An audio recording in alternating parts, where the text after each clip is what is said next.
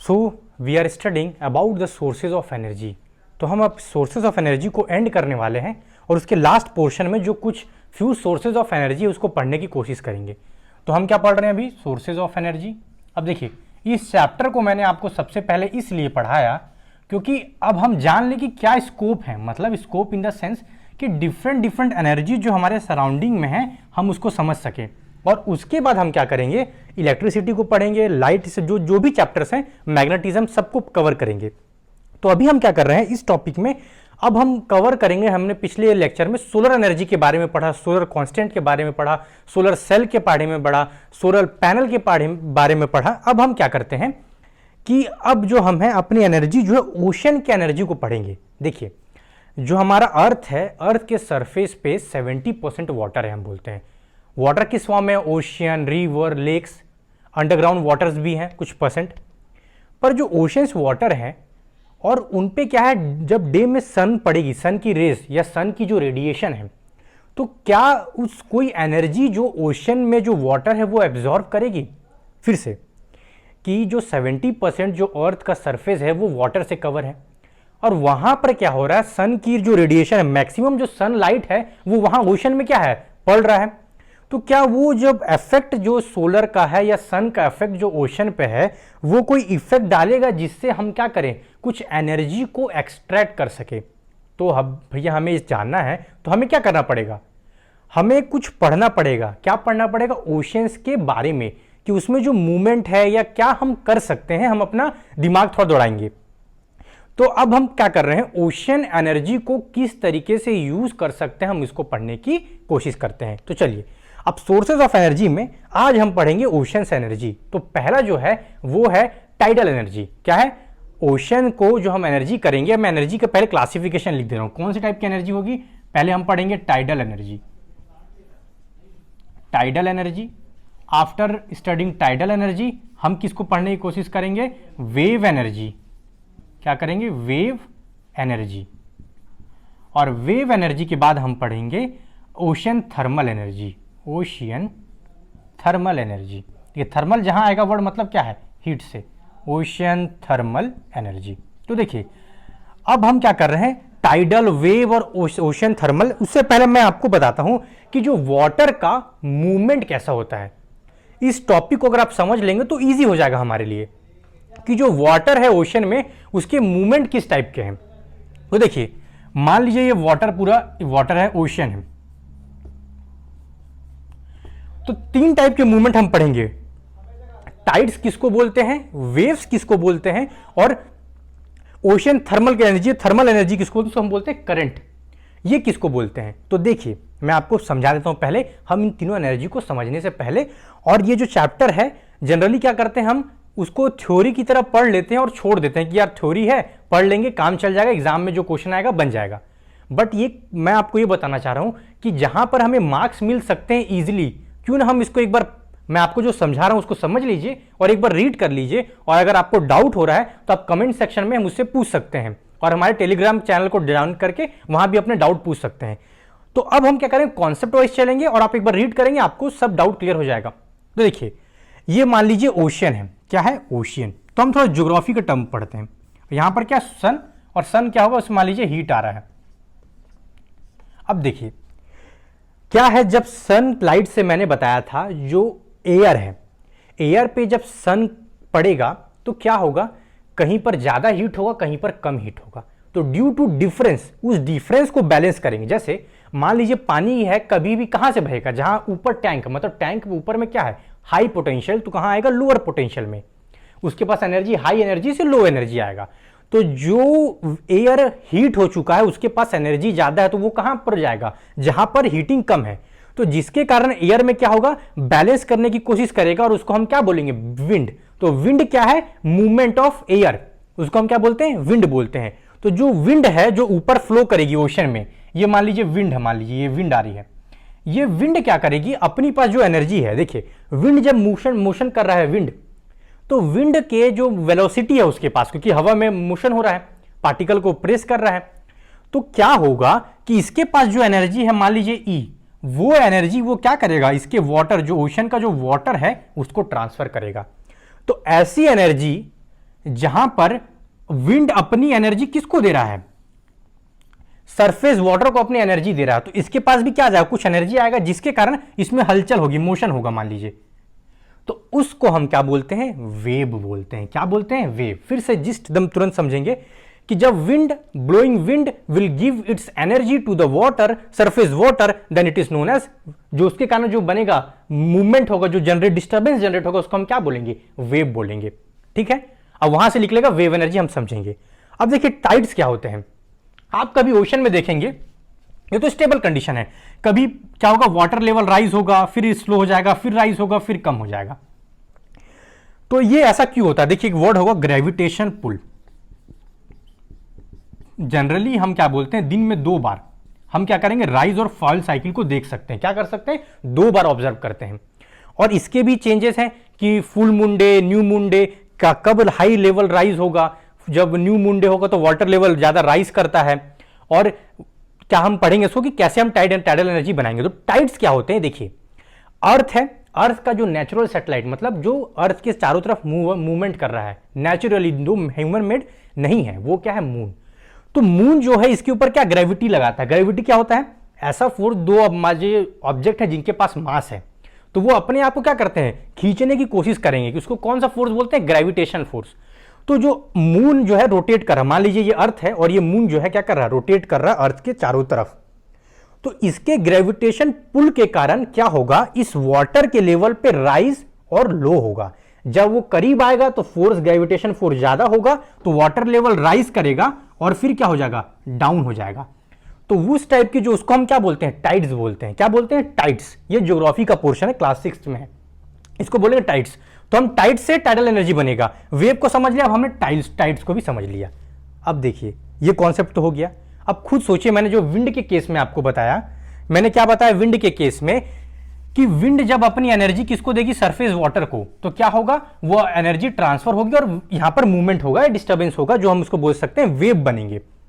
Wave, लहर बोलते हैं, जो नॉर्मल चलता है। ज्यादा राइज और फॉल होगा तो हम किसको बोलेंगे, टाइड। किसके कारण होता है, ग्रेविटेशन पुल। किसके ग्रेविटेशन पुल के कारण, मून के कारण। और different days, full moon day, new moon day, उसका पोजीशन चेंज होगा, तो हम उसको बोलते हैं टाइड्स बोलते हैं। अब देखिए जब सन रेज फॉल हो रही है इस पे, तो देखिए क्या होगा, सरफेस के जो वाटर है वो क्या हो जाएंगे, हीट ज्यादा होंगे। क्या होंगे, ये हीट ज्यादा हो जाएंगे, तो ये क्या है, गर्म हो जाएंगे। और नीचे के वाटर क्या है, थोड़ा ठंडे रहेंगे। डीप जब जाएंगे ज्यादा, 100 मीटर से नीचे, तो क्या होंगे, कोल्ड हो जाएंगे। और क्या बोल सकते हैं कि मान लीजिए वर्ल्ड में आप देखेंगे warm ocean current, cold ocean current. तो करंट वर्ड क्या होता है कि जब इंसुलेशन पड़ रहा है तो कुछ एरियाज ऐसे होंगे जहां के वाटर क्या होंगे, हीट हो जाएंगे, और कुछ होंगे जहां पर ठंडा होंगे। तो गर्म से कहां जाएगा, ठंडे की तरफ। तो जब वाटर का movement due to the insulation, that means heating of the sun, जब मूवमेंट होगा उसको हम बोलते हैं करंट बोलते हैं। अभी इसमें क्या यूज है कि देखिए ऊपर का जो लेवल है वहां पर हीट एनर्जी टकरा रही है, तो ये ज्यादा हीट होगा। और जो नीचे जब जाएंगे हम, तो नीचे जब हम जा रहे हैं तो टेम्परेचर डिफरेंस क्या होगा, यहां कोल्ड हो जाएगा। हॉट और कोल्ड के कारण जो मूवमेंट होगा, हम उस मूवमेंट को यूटिलाइज करेंगे किसमें, ओशन थर्मल में। तो थर्मल, ओशन थर्मल वर्ड को समझने से पहले हमने क्या समझ लिया कि ये जब मान लीजिए ये एरिया यहां पर ज्यादा हीट है, यहां पर हीट नहीं है, तो ये क्या करेगा, हॉट से कोल्ड की तरफ मूवमेंट करेगा, उसको हम बोलते हैं करंट। 3 टाइप के मूवमेंट क्या हुए, टाइड्स, वेव्स और करंट। हमने इसलिए समझा कि इस एनर्जी को पढ़ने से पहले हमें उसे समझना पड़ेगा। अब हम एकदम इजीली किसको समझने की कोशिश करेंगे, टाइडल एनर्जी को। चलिए अब हम समझ लेते हैं। ये लेक्चर थोड़ा बड़ा होगा ताकि हम इस टॉपिक को पूरा कवर कर सके, और जितने बोर्ड्स में क्वेश्चन आएंगे मैं उसको डिस्कस करूंगा, और आप एकदम इजीली से मान लीजिए जो क्वेश्चन आ रहे हैं उसको लिख सकें। और ये आगे हायर क्लासेस में भी आप देखेंगे तो ये सब एनर्जी के बारे में डिस्कस होता रहता है। अब देखिए टाइडल एनर्जी। अब टाइडल एनर्जी क्या होगी, वो एनर्जी जो हमें राइज और फॉल ऑफ द टाइड्स, या जो ओशन है वहां पर जब राइज और फॉल होगा वाटर लेवल का, उससे जो हम एनर्जी निकालेंगे उसको हम क्या बोलेंगे, टाइडल एनर्जी। आप बुक में इसको पढ़ भी सकते हैं, मैं आपको यहां पर कॉन्सेप्ट समझाने की कोशिश करूंगा। अब ये हो गया राइज फॉल। अब क्या होगा कि हमने समझ लिया कि राइज और फॉल के कारण ये होगा, पर अब मेन क्वेश्चन आपके माइंड में आएगा कि इस एनर्जी को मैं कैसे यूटिलाइज करूंगा। तो यूटिलाइज कैसे करेंगे, हम इसको भी देखने की कोशिश करेंगे। हमने राइज फॉल क्यों होता है, ग्रेविटेशन पुल किसका, मून का, किसके ऊपर, अर्थ के ऊपर। मैंने बताया जब राइज और फॉल कहां पर हम इसको यूज कर सकते हैं, टाइडल एनर्जी कहां लगा सकते हैं कि जहां राइज और फॉल दोनों के बीच का जो 8 मीटर मतलब लॉन्ग टाइड्स होंगे, वहां पर हम क्या कर सकते हैं, इस एनर्जी को यूज कर सकते हैं 8 मीटर। ठीक, मैंने क्या बताया, ग्रेविटेशन पुल के बारे में बताया। और अब हम क्या करते हैं, इस एनर्जी को हम एक्सट्रैक्ट कैसे करेंगे, हमारे माइंड में क्वेश्चन आता है। देखिए मैंने आपको टाइड समझा दिया, वही चीज इससे कारण ये क्या हो गया, टॉपिक इजी हो गया। Tidal energy is the energy that is derived by the everyday movement of the water in the oceans. और हम क्या बोल सकते हैं, the energy that is derived due to the rise and the fall in the level of the water in the ocean, and that energy is extracted using the tidal thermal plant, या tidal plant, sorry thermal not, tidal plant होगा। तो plant in the sense हम इसमें बात करें तो वैसा system जहां से हम एनर्जी ले सकते हैं। तो इसमें क्या करेंगे, हमें इसमें भी हम एक नैरो पैसेज देखेंगे। नैरो पैसेज, देखिए मैं बोल दिया इस एनर्जी को मुझे यूज करना है, तो दूसरा हमें क्या चाहिए, कैसा हम इंफ्रास्ट्रक्चर रखें जिससे हम इसको क्या कर सके, यूज कर सके। अब एनर्जी ऊपर नीचे हो रहा है, राइज और फॉल हो रहा है, तो हम उसको यूज नहीं कर सकते। तो हम क्या करेंगे, राइज और फॉल के लिए हमें कुछ मेथड या टेक्नोलॉजी यूज करना पड़ेगा। और क्यों होता है हमने समझ लिया। तो टेक्नोलॉजी में हम क्या करते हैं, समझ लीजिए, बुक में नहीं लिखा हुआ डायग्राम पर मैं आपको समझा देता हूं। ये क्या होगा, मान लीजिए एक हमने नैरो ओपनिंग, मान लीजिए ये ओशन है, यहां पर ये किनारा है, हम देख रहे हैं कि राइज और फॉल होकर यहां पर वाटर बहुत तेजी से यहां आ रहा है। तो हम क्या करेंगे, नैरो पैसेज पे एक डैम कंस्ट्रक्ट करेंगे। क्या कंस्ट्रक्ट करेंगे, डैम कंस्ट्रक्ट करेंगे। उस डैम में क्या करेंगे कि जब मान लीजिए एक स्लुइस गेट होगा, SLUIC गेट, वो क्या करता है, जब वाटर लेवल राइज होगा तो वो खुल जाएगा गेट, और पानी जो है अपना क्या होगा, जो राइज हुआ वो आपके टरबाइन पे जाएगा और टरबाइन को रोटेट करेगा। तो यहां पर समझ लीजिए एक रोटर होगा, मैं आपको बताता हूं, ये ऐसा, ठीक, यहां पर हम बोल सकते हैं इसको टरबाइन, ये टरबाइन है, और यहां पर हम बोलते हैं जनरेटर लगा होगा। ये जैसे मोशन करेगा, यहां जनरेटर है, और ये क्या करेगा, हमारा इलेक्ट्रिसिटी जो भी हम ट्रांसमिशन लाइन से इसको यूज कर सकते हैं। तो यहां पर एक स्लाइस गेट होगा, मान लीजिए, समझ लीजिए, वो गेट क्या होगा, जब राइज और फॉल होगा तो ये क्या होगा, गेट ओपन होगा, जैसी राइज होगा पानी इसमें पड़ेगा तेजी से, और क्या होगा, ये मूवमेंट करेगा अपना, और मूवमेंट करने से जब टरबाइन रोटेट होगा तो जनरेटर से क्या होगा, हमारा पावर जनरेट होगा। अब मैं आपको इस पूरे सोर्सेज ऑफ एनर्जी में बार बार बोल रहा हूं कि जनरेटर है, वो मोशन करेगा, उससे हमारी इलेक्ट्रिसिटी जनरेट होगी। हम उसको भी पढ़ने की कोशिश करेंगे, पर अभी सोर्सेज ऑफ एनर्जी में हम चैप्टर को ज्यादा लेंदी ना करें, इसलिए मैंने आपको बताया कि समझ लीजिए जनरेटर होगा जो हमारा इलेक्ट्रिसिटी जनरेट करेगा, हम उसको भी देखेंगे कि कैसे जनरेट करता है। अब देखिए, ये तो हमारा हो गया टाइडल एनर्जी के बारे में, मैंने आपको एकदम अच्छे समझा दिया, आप एक बार रीड जरूर करिएगा। पर देखिए अब इसके हम एडवांटेज और डिसएडवांटेज को हम जान लेते हैं। आप नोट कर सकते हैं, what is the advantage, there is no pollution related to the tidal energy, और there is no need to acquire land. जैसे मान लीजिए हम डैम बनाते हैं तो लैंड होगा, कंस्ट्रक्शन कॉस्ट होगा, then there is no requirement of such land because it is constructed at the narrow passage of the ocean. मतलब ओशन जहां पर नैरो, जहां टाइड्स आ रहे हैं, हम वहां इजिली बना सकते हैं। दो फायदा। दूसरा क्या है, तीसरा फायदा हम ये बोल सकते हैं कि कॉस्ट ज्यादा नहीं है लंबे समय तक के लिए, as it doesn't require any source of fuel. मतलब इसमें कोई इनिशियल तो खर्चा है, initial cost, infrastructure cost is required, but in a long run the cost is reduced at it doesn't consume any source of fuels. ये हो गया advantage इसके। डिसएडवांटेज क्या है, वेरिएबिलिटी, मतलब हम बोल सकते हैं कि वेरिएशन ज्यादा है। अब मान लीजिए राइज और फॉल होगा और मैं तब इसको रोटेट करा सकता हूं, तो मतलब कंटिन्यूअस ऑपरेशन नहीं होगा। मैं यहां लिख देता हूं डिसएडवांटेज। देखिए मैं आपको डिक्टेट कर दे रहा हूं डिसएडवांटेज, पता हो जाए कि हम अगर पूछे तो इसका डिसएडवांटेज क्या है। तो देखिए डिसएडवांटेज में क्या बोल सकता हूं मैं, डिसएडवांटेज में कि कंटिन्यूअस ऑपरेशन नहीं देता है। कंटिन्यूअस ऑपरेशन, जो ऑपरेशन है, नॉट पॉसिबल। जब राइज और फॉल होगा तब हम इसको यूज कर सकते हैं, ठीक।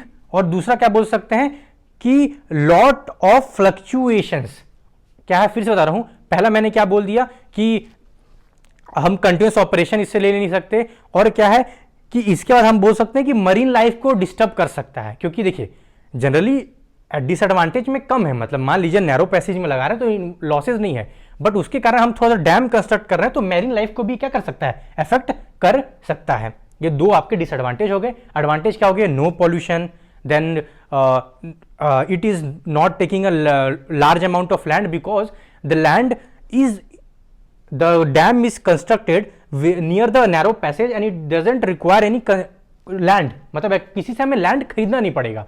तो ये क्या है, ज़्यादा कॉस्ट क्या कुछ हार्मफुल नहीं है, कॉस्ट ज़्यादा नहीं होगा। ये सब इसके हैं एडवांटेज हैं। अब देखिए सेम कॉन्सेप्ट हम किस में बात कर लेते हैं, आपका वेव एनर्जी में। मैंने बता दिया वेव्स क्या होते हैं, तो आपको इस टाइडल एनर्जी में समझ में आ गया होगा। वेव्स की बात कर लेते हैं। Wave energy works in a similar way as a tidal energy, but इसमें डिफरेंस क्या है कि जो विंड की एनर्जी है वो उसको ट्रांसफर करते हैं किसको, मैंने बताया था वाटर को। वाटर में मूवमेंट होता है, हम वैसे ही। अब देखिए डिसएडवांटेज क्या हो सकता है टाइडल एनर्जी का, कि हमें क्या करना पड़ेगा, जो हमारे पास साइड्स हैं, the sides is difficult to find. पहला हमें क्या करना पड़ेगा, साइड्स ढूंढने पड़ेंगे जहां पर ये एनर्जी हो सकती है। तो difficult to find the sides where the tidal energy can be extracted. हो गया, ये भी डिसएडवांटेज है। वेव एनर्जी में भी वही पॉइंट जो पहले के थे वो रिपीट होंगे, पर आपको लिखना क्या, आप ये बोल सकते हैं पहले वेव एनर्जी होता क्या है। तो वेव एनर्जी करेंगे the wind, the kinetic energy of the wind is transfer to the water at the oceans and that energy is used by the energy that is transferred to the water is used to generate the electricity. और जो electricity को generate करने में हम use करेंगे उसको कैसे use कर सकते हैं, वैसे ही मान लीजिए ऊपर नीचे वाटर हो रहा है, फॉल हो रहा है, हम उससे क्या करेंगे, टरबाइन को रोटेट करेंगे और उससे हम क्या करेंगे, पावर को लेंगे। डिसएडवांटेज वही है कि हमें साइड्स को फाइंड करना डिफिकल्ट है, और क्या हो सकता है कि हर जगह या अभी हर कंट्री इसको यूज नहीं कर सकती है। जहां पर आपके लग रहे हैं टाइडल, जहां मूवमेंट है, मतलब 8 मीटर, जैसे टाइड के केस में 8 मीटर जब राइज और फॉल होगा तब हम उसको लगा सकते हैं। तो जो टाइडल एनर्जी है सबसे बड़ा कहां है, फ्रांस में एक रैंस रिवर है, वहां पर ये लगा हुआ है। ठीक है, टाइडल हो गया, वेव एनर्जी हो गया। मैं आपको बोलूंगा आप श्योर बुक को रीड करें ताकि हम क्या कर सकें, उसको आपको क्लैरिटी ज्यादा है। मैं आपको कॉन्सेप्चुअली पढ़ाने की कोशिश करूंगा। अब देखिए ओशन थर्मल एनर्जी, मैंने क्या बताया, जो सरफेस पे वाटर है वो हीट हो जाएगा और जो ग्राउंड पे है वो क्या होगा, हीट नहीं होगा, ये कोल्ड रहेगा। तो क्या हम इस एनर्जी को यूज कर सकते हैं, हाँ, उस एनर्जी को हम यूज करेंगे जिसको हम बोलते हैं ओशन थर्मल एनर्जी। तो ओशन थर्मल एनर्जी को हम कैसे यूज कर सकते हैं, हम इसको भी देखने की एक बार कोशिश कर लेते हैं, ओशन थर्मल एनर्जी की। अब देखिए जब डिफरेंस इन टेम्परेचर के बीच में कितना होना चाहिए, 10 to 30 डिग्री सेल्सियस के बीच में होगा। मतलब सरफेस का टेम्परेचर और जो कोल्ड एयर का टेम्परेचर है उनके बीच में डिफरेंस कितने डिग्री का होना चाहिए, 10 to 30 के बीच में डिफरेंस होना चाहिए। जब इतना डिफरेंस होगा टेम्परेचर का तभी हम क्या कर सकते हैं, ओशन थर्मल एनर्जी को एक्सट्रैक्ट कर सकते हैं। तो हम कैसे एक्सट्रैक्ट करेंगे, इसमें भी बहुत इजी तरीका है। मैं आपको थोड़ा सा बता देता हूं कि इसमें एक्चुअली वर्क कैसे करता है। इसमें चाहिए हमारा लिक्विड अमोनिया।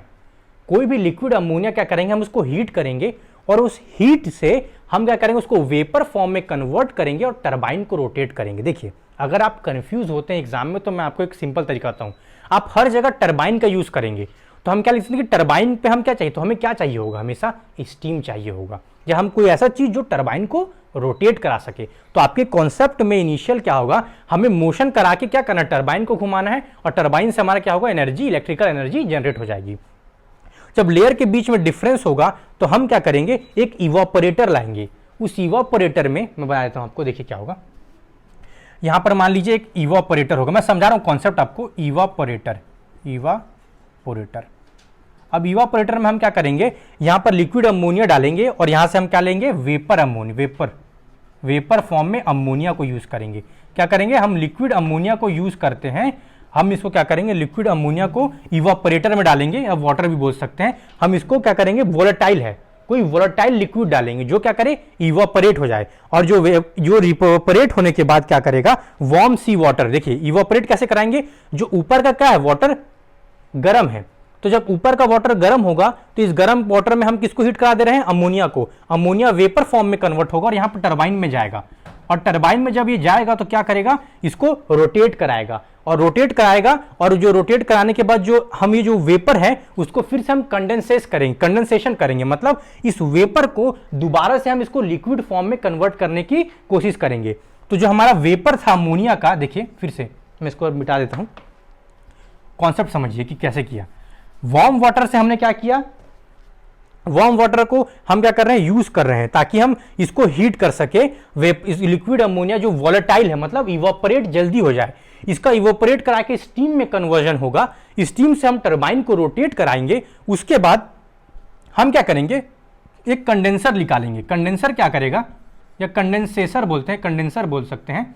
ये कंडेंसर जो है आपका, ये कंडेंसर आपका जो है ये क्या करेगा, जो हमारा अमोनिया जो है वेपर फॉर्म में, इस वेपर फॉर्म को दोबारा किस में कन्वर्ट कर देगा, लिक्विड फॉर्म में। देखिए समझने के लिए है, अगर थ्योरी में आएगा तो आप कैसे लिखेंगे, जो टेम्परेचर, जो इंसुलेशन के कारण टेम्परेचर डिफरेंस होगा बिटवीन डिफरेंट लेयर्स, 10 to 30 होगा, कोई बुक में 20 डिग्री सेल्सियस जब डिफरेंस होगा, तब हम इतना डिफरेंस होगा लेयर्स के बीच में, तब हम इस एनर्जी को यूटिलाइज कर सकते हैं।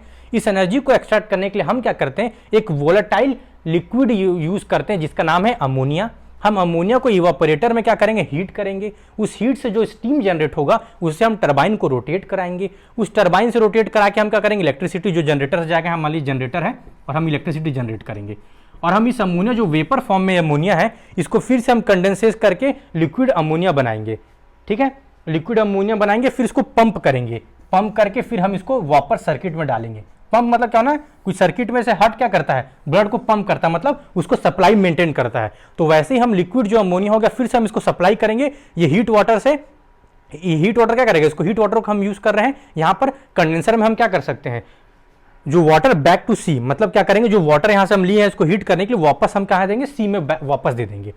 तो डोले डिफरेंस क्यों होना चाहिए, डिफरेंस क्यों, क्योंकि हम टेम्परेचर को यूज करेंगे हीट में, और बाकी यहां पर कंडेंसर में हमें क्या चाहिए, कूलिंग करना है, उसको कूल करना है, तो हम कूल करके इसको वापस पंप करेंगे, फिर हमारा काम ये कंटिन्यू साइकिल चलते रहेगा। इसको हम बोलते हैं ओशन थर्मल एनर्जी। इसमें भी डिफिकल्टी सेम, वही सेम चीज कि difficult to find the sides, the temperature difference between the layers is difficult to find at everywhere.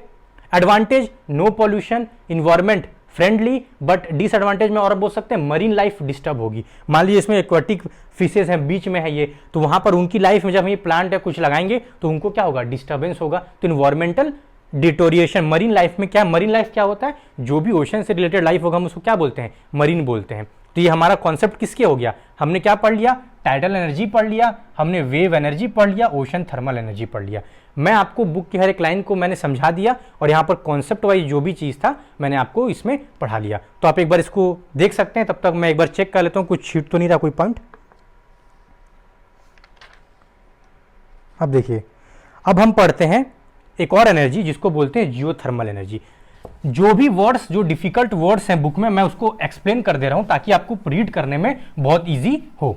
तो देखिए, अब एक एनर्जी बचता है, वो हम बोलते हैं जियोथर्मल एनर्जी। अब हम थोड़ा जियोथर्मल एनर्जी के बारे में बात कर लेते हैं। हमारा टॉपिक ये है जियोथर्मल एनर्जी। हम किसके बारे में बात कर रहे हैं, जियोथर्मल एनर्जी। ठीक है, थर्मल जो वर्ड आएगा वहां हीट होगा, तो आप जब भी याद रखेंगे जहां थर्मल वर्ड होगा वहां हीट होगा। तो हम क्या करेंगे, कोई भी चीज को हीट कराएंगे, उससे जब हीट करेंगे तो क्या होगा, हम वेपर कन्वर्ट करेंगे और वेपर से टरबाइन मूव कराएंगे, उसका एनर्जी को एक्सट्रैक्ट करेंगे। ये हमारा बेसिक कॉन्सेप्ट। ये देखिए, हमें क्या करना है, जो चीज सब में अप्लाई हो रही है उसको याद कर लीजिए कि ये सब चीजें कॉमन है सब में, जिससे हमारे पास जो रिपीटेशन जो है उसको, साइकिल को हम क्या कर सकते हैं, कम कर सकते हैं। अब देखिए, जियो मतलब होता है अर्थ। तो देखिए, जियोग्राफी वर्ड क्या होता है, जहां हम अर्थ की स्टडी करते हैं। तो देखिए, हम आपको दो चीज मैं आपको बताऊंगा, एक होता है जियोग्राफी। आप बोलेंगे सर ये बीच में फिजिक्स पढ़ाते पढ़ाते आप जियोग्राफी में कहां घुस गए, तो मैं आपको बता रहा हूं, मैं आपको क्यों पढ़ा रहा हूं। जियोलॉजिकल, देखिए, अगर हम अर्थ में आउटर सरफेस को पढ़ेंगे तो हम उसको बोलते हैं जियोग्राफी। क्या बोलते हैं, जियोग्राफी। जब हम अर्थ के इनसाइड में जाएंगे, अंदर पढ़ने की कोशिश करेंगे, तो हम इसको क्या बोलते हैं, जियोलॉजी, या जियोलॉजी स्टडी बोलते हैं, जियोलॉजिकल बोलते हैं। तो सर इस वर्ड को बताने का आपका मतलब क्या है फिजिक्स पढ़ाते हुए, तो मैं आपको बता दूं, जियोथर्मल एनर्जी में हम क्या करते हैं, जियोलॉजिकल चेंजेस हैं। तो जियो लिखा है due to the geological changes, मतलब अर्थ के क्रस्ट, मतलब अर्थ के जब हम डीप जाएंगे तो उसमें कुछ चेंज होगा जिसके कारण हीट जनरेट होगा, और हम अगर उससे एनर्जी को हम ले सकते हैं, उस एनर्जी को हम क्या बोलेंगे, जियोथर्मल। तो हम इसमें किसकी बात करते हैं, जियोलॉजिकल चेंज। मतलब ये क्या है, inside the surface of earth हो रहा है ड्यू टू जियोलॉजिकल चेंज। देखिए क्या होगा, अर्थ के जब हम इंटीरियर में जाएंगे, मान लीजिए अर्थ है, यहां पर हम इंटीरियर में जा रहे हैं, इंटीरियर में क्या होता है, टेम्परेचर जो होगा बहुत ही हाई होगा। तो कोई चीज देखिए, शुरुआत में क्या है, सॉलिड के फॉर्म में, धीरे जाएंगे तो क्या होगा, लिक्विड होगा, सेमी लिक्विड होगा, मतलब आधा सेमी सॉलिड होगा, आधा सॉलिड होगा, आधा लिक्विड होगा। जैसी जैसी डाउन जाएंगे तो क्या होगा, हमारा लिक्विड हो जाएगा। पर नीचे एकदम जाएंगे तो ड्यू टू एक्सट्रीम प्रेशर और टेम्परेचर फिर से वो क्या हो जाएगा, सॉलिड फॉर्म में। तो अभी हम समझेंगे मॉल्टन स्टेट में होगा।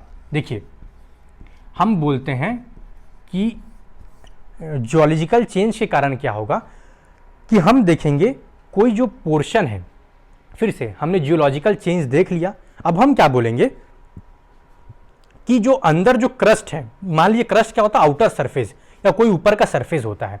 अब क्या होगा, ड्यू टू हाई टेम्परेचर और जब कुछ चेंजेस होगा इंटरनल डिस्टर्बेंस के कारण, जो पोर्शन है, जो क्रस्ट सरफेस है, वो अर्थ के अंदर जाएंगे और वो मॉल्टन स्टेट में कन्वर्ट हो जाएंगे। फिर से कि जब अर्थ के अंदर कुछ चेंजेस होंगे, जियोलॉजिकल चेंज होगा, जिस चेंज के कारण हम ये पाएंगे कि जो आपका सरफेस है, क्या है, सरफेस। फिर से मैं एक बार को रिपीट कर देता हूं, जियोलॉजिकल चेंजेस में क्या होगा कि मोल्टन कोर जो लाइंग है इनसाइड द अर्थ, टेम्परेचर बहुत हाई होता है, जिसके कारण क्या होता है कि मैग्मा बोल सकते हैं। मैग्मा क्या होगा, फिर से देखिए इस चीज को मैं आपको क्लियर कर देता हूं कि मैग्मा क्या होगा, और फिर हम नेक्स्ट लेक्चर में न्यूक्लियर एनर्जी को पढ़ के और दो टॉपिक पढ़ के इस चैप्टर को कंप्लीट करेंगे।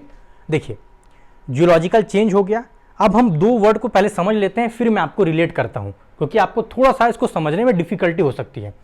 देखिए क्या होगा, अब एक दो तीन वर्ड जो हम इसमें यूज करेंगे, हम यूज करेंगे अंडरग्राउंड वाटर, अंडरग्राउंड वाटर। अब देखिए क्या होगा, मान लीजिए ये अर्थ का क्रस्ट है, ये क्रस्ट का होता है ऊपर सरफेस को बोलते हैं, अंदर क्या है, कोर। अब मान लीजिए कोर में क्या है, मॉल्टन स्टेट में है, या कोई भी चीज हम बोल सकते हैं लिक्विड फॉर्म में, मान लीजिए। अब क्या होगा, ड्यू टू इंटरनल चेंजेस, क्यों, जियोलॉजिकल चेंजेस। अब ये समझ लीजिए, due to the geological changes inside the earth क्या होगा, जो मॉल्टन स्टेट में जो मटेरियल है वो किस तरीके से पेनिट्रेट करके ऊपर के लेयर में आ जाएगा। मान लीजिए जो लिक्विड फॉर्म में है, ड्यू टू हाई टेम्परेचर, ऐसा हर जगह नहीं होगा, कुछ जगह होगा। अब बोलेंगे सर कुछ जगह ही क्यों होगा, जब ये अर्थ से सरफेस, जहां डिफरेंट सरफेस होंगे, सबकी प्रॉपर्टीज अलग अलग है। तो जब ऐसा फॉर्मेशन हो जिस प्लेस में, जहां अर्थ के अंदर क्या हो कि जो मॉल्टन चीजें हैं, जो बहुत हाई टेम्परेचर के कारण कुछ ऐसी चीजें जो अर्थ के अंदर जो सरफेस है वो ऊपर उठ के क्या हो जाए, कुछ अबोव लेयर में आने की कोशिश करे, अर्थ के जो नीचे से ऊपर आए। कैसे आएगा, कुछ फिनोमिना होगा जिसके कारण ये जो चीज है पेनिट्रेट करेगा और क्या होगा, अंदर रॉक से थ्रू ये आने की ऊपर कोशिश करेगा। अब देखिए यहां पर क्या है, वाटर, मान लीजिए ऊपर रेन हो रहा है, अब तो यहां पर कुछ होगा पर्कुलेशन, मतलब अंदर जाना, क्या होंगे, अंडरग्राउंड वाटर। क्या होंगे, अंडरग्राउंड वाटर। जो वाटर पर्कुलेट करके या जो अर्थ के सरफेस के अंदर जाता है उसको हम बोलते हैं अंडरग्राउंड वाटर। तो हम बोलते हैं अंडरग्राउंड वाटर कैसे जाएगा, ड्यू टू रेन होता है, रेन के कारण क्या होता है, और इंटीरियर में वाटर ट्रैप हो जाता है। अब देखिए हाई टेम्परेचर है, ये जो मॉल्टन रॉक्स है, जो रॉक्स ही होंगे जनरली अंदर, तो ये रॉक्स जब क्या होगा, ऊपर आएंगे कुछ जगहों में, जब ये ऊपर आएंगे और ये अंडरग्राउंड वाटर मिलेगा तो क्या होगा, देखिए हाई टेम्परेचर और वाटर मिलेगा तो क्या बनेगा, स्टीम जनरेट होगा। क्या जनरेट होगा, यहां पर आप याद रखिए, स्टीम जनरेट होगा। क्या जनरेट होगा, आपका स्टीम जनरेट होगा। क्या होगा, स्टीम जनरेट होगा। पर जब ये स्टीम ऊपर आने की कोशिश करेगा तो कुछ रॉक्स होंगे जो क्या होंगे, इम्परमिएबल, मतलब इस स्टीम को आने को अलाउड ही नहीं करेंगे। फिर से तीन चीज याद रखिए, जियोलॉजिकल चेंज, जिसके कारण क्या होगा, जो रॉक्स हैं अंदर के वो क्या करेंगे, मेल्ट कर जाएंगे, और मॉल्टन स्टेट की बात करते हैं, और ये ऊपर आ जाएंगे। जैसे ही ऊपर आएंगे तो जो अंडरग्राउंड वाटर है वो उसके कांटेक्ट में आएगा। तो आप कभी भी देखेंगे अपने एग्जाम, जब वाटर को आप हीट करते हैं बहुत ज्यादा टेम्परेचर पे तो वो वेपर बनने लगता है, स्टीम बोल दीजिए। तो ये जब इसके इतने हीट के कांटेक्ट में आएगा तो ये वेपर बन के ऊपर जाने की कोशिश करेगा। पर कुछ देखिए, कोई जगह जहां से उसको क्रैक्स मिल रहा है, दरार मतलब क्रैक्स है, तो वहां से वो क्या करेगा, स्टीम के फॉर्म में ऐसे बाहर आ जाएगा ऊपर। बट जहां पर उसे स्पेस नहीं मिल रहा है, ड्यू टू सम रॉक्स जो उसको अलाउड नहीं कर रहे हैं, तो वो ट्रैप्ड हो जाएगा। तो हम जियोथर्मल एनर्जी निकालने के लिए, क्योंकि हम इसको इंटीरियर से निकाल रहे हैं, ये क्या इनएग्जॉस्टेबल, खत्म नहीं होगा, और ये अंदर से हमें अर्थ के सरफेस से मिल रहा है, तो ये वन ऑफ द ऐसी एनर्जी है जहां सोलर एनर्जी का कोई इन्वॉल्वमेंट नहीं है। विंड एनर्जी, वहां भी सोलर आ जाएगा, सोलर एनर्जी में तो सन है ही। ओशन एनर्जी की जब हम बात करते हैं, तीन टाइप, टाइडल वेव, तो वहां भी सन का इफेक्ट है। पर एक ऐसी टाइप की एनर्जी जहां सन का इफेक्ट हमें डायरेक्टली और इनडायरेक्टली दिखता नहीं है, सन का इफेक्ट इस एनर्जी में हमें नहीं दिखता है। और क्या होगा कि अब ये कांटेक्ट में आया तो स्टीम बनेगा। तो कुछ ऐसे प्लेसेस जहां पर ये स्टीम आए, दो वर्ड होता है, हॉट स्पॉट। हॉट स्पॉट मतलब ऐसा स्पॉट, ऐसा जगह जहां पर हमें हीट मिल रहा है। हॉट मतलब हीट होता है। तो हॉट स्पॉट वो जगह होते हैं जिसको हमें आइडेंटिफाई करना पड़ेगा, जहां पर हम क्या होता है, स्टीम निकल रहा है। क्या है, स्टीम होगा। अब देखिए कुछ एरिया जहां उसमें बोलते हैं हॉट स्पॉट स्प्रिंग बोलते हैं। स्प्रिंग क्या बोलते हैं, हॉट स्पॉट स्प्रिंग। यहां मैं इसको इधर लिख देता हूं, हम क्या बोलते हैं, hot spot spring. Hot spot spring बोल सकते हैं। वैसा प्लेस जहां से हम क्या बोलते हैं, स्टीम वापस आ रहा है, मतलब स्टीम ग्राउंड से ऊपर आ रहा है। जैसे छत्तीसगढ़ में एक जगह है, ताता पानी जगह का नाम है, वहां पर क्या होता है, ग्राउंड से ये हॉट वाटर आता है या हॉट स्टीम का। देखिए कहीं पर क्या होगा, टेम्परेचर अगर इतना ज्यादा हाई नहीं है तो हो सकता है यहां से जब इजेक्ट हो अंडरग्राउंड वाटर, यहां इसको मिले तो ये क्या करेगा, यहां पर वाटर भी आ सकता है जो बहुत ज्यादा हीट हो, और उस वाटर को हम क्या कर सकते हैं, यूज कर सकते हैं। और कहीं पर क्या होगा, स्टीम के फॉर्म में बहुत ज्यादा, जब हम ड्रिल करेंगे पाइपलाइन के थ्रू, मान लीजिए हम क्या करेंगे, यहां पर ड्रिल करके पाइप डाल देंगे अंदर, और इस पाइप से हम क्या करेंगे, स्टीम जो है ट्रैप्ड हो गया रॉक में, इसको लेंगे, और इस फिर मैं बताया इस स्टीम से हम टरबाइन को घुमाएंगे, टरबाइन से जनरेटर, और जनरेटर से हमें क्या होगा, हमारा इलेक्ट्रिसिटी जनरेट हो जाएगा। तो ये है जियोथर्मल एनर्जी।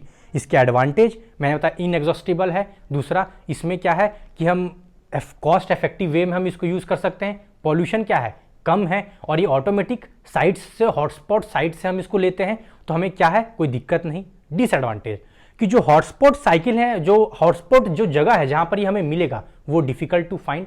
दूसरा जो हॉटस्पॉट जहां मिलते हैं वो हो सकता है कि वहां पर उसकी लाइफ 10 ईयर्स हो, मैक्सिमम 10 ईयर्स। क्या है 10 ईयर, मतलब वहां से हम जो स्टीम मिल रहा है वो 10 ईयर्स तक ही मिल सकता है, हो सकता है वहां से फिर वो चला जाए। तो फिर से जियोथर्मल एनर्जी हम जो इस चैप्टर में पढ़े हम उसको रिकैप कर लेंगे। जियोथर्मल एनर्जी में ड्यू टू जियोलॉजिकल चेंजेस, जो अर्थ के इंटीरियर में टेम्परेचर ज्यादा होगा, वो रॉक्स जो ऊपर आ जाएंगे, मोल्टन रॉक्स, जब वो अंडरग्राउंड वाटर के कांटेक्ट में आएंगे तो वो स्टीम बनाएंगे। वो स्टीम, कुछ स्टीम जो रॉक में बच जाएंगे, पेनिट्रेट नहीं कर पाएंगे, उसको हम पाइपलाइन से निकालेंगे, और जो खुद सरफेस पे ऑटोमेटिक आ जाएंगे जहां क्रैक्स होंगे उसको हम यूज कर सकते हैं टरबाइन रोटेट करने में और अपने प्लांट लगाने में। ये हो गया हमारा जियोथर्मल एनर्जी। तो हमने क्या पढ़ा, टाइडल एनर्जी, वेव एनर्जी, जियोशियन थर्मल एनर्जी, और हमने लास्ट में क्या पढ़ा, जियोथर्मल एनर्जी। तो ये सब एनर्जी हमने पढ़ लिया। अब हम नेक्स्ट जो लेक्चर है उसमें न्यूक्लियर एनर्जी पढ़ने की कोशिश करेंगे, और हम पढ़ेंगे इन्वायरमेंटल कॉन्सिक्वेंसेस क्या है और how long this energy will sustain. तो मैंने इसमें आपको कॉन्सेप्चुअली अंडरस्टैंडिंग दी, मैंने आपको थ्योरी नहीं लिखा है। अब आप आज ही अगर इस बुक को रीड कर लेंगे क्लास 10 की एनसीईआरटी, तो आपको हर चीज क्लियर हो जाएगा। If after watching this lecture you are not able to clear your doubts, you can ask me in the comment section. So thank you.